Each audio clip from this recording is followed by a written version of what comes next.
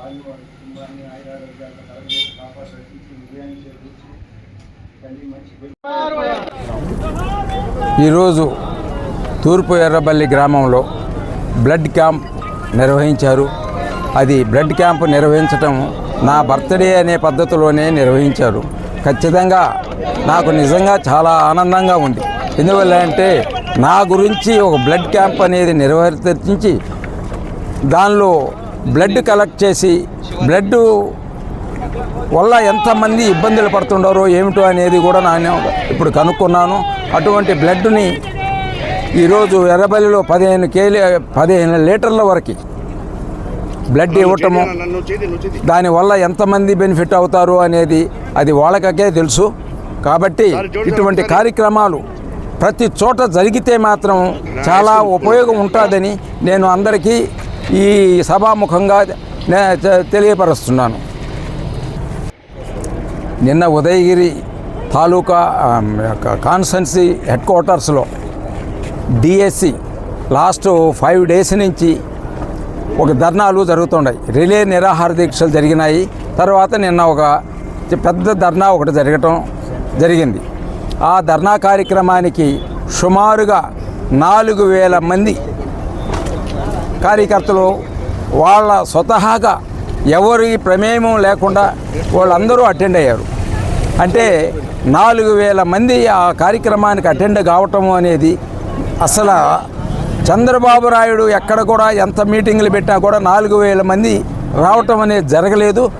ఆ కార్యక్రమంలో 4000 మంది కూడా ఒక యాత్రలాగా ఒక చోటకి వెళ్ళేసి ప్రతి ఒక్కళ్ళు సంఘీభావం అంటే డిఎస్సిలో జరిగిన స్కామ్లు ఏమిటి అనే దాని గురించే నేను జరిగింది.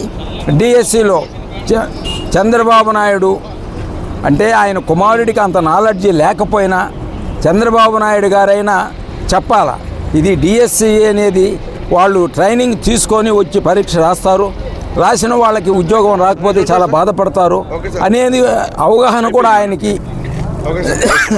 నాయుడు ఆయన కుమారుడైతే ఆయనకు జీరో నాలెడ్జి దీనిలో నేను అనుకుంటున్నాను.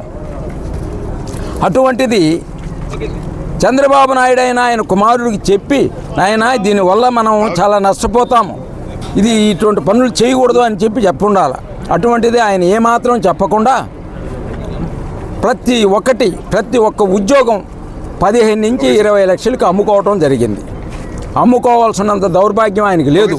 ఎందువల్ల అంటే ఆయన 2 ఎకరాల ఆసామి. చంద్రబాబు నాయుడు గారు ఎన్టీ రామారావు గారి కుమార్తెను చేసుకునే రోజుటికి ఆయనకు ఉన్నది 2 ఎకరాలు. ఖర్జూరపు నాయుడు దగ్గర ఉన్నది 2 ఎకరాలు. 2 ఎకరాల వ్యక్తి ఈరోజు 1,00,000 కోట్లు దాటిపోయి ఉన్నాడు. అది సంపాదించుకున్నది సరిపోతుంది. అయినా ఈ డిఎస్సి స్కామ్లో ఈ విధమైన పొరపాట్లు చేయాల్సినంత అవసరం ఆయనకి లేదు.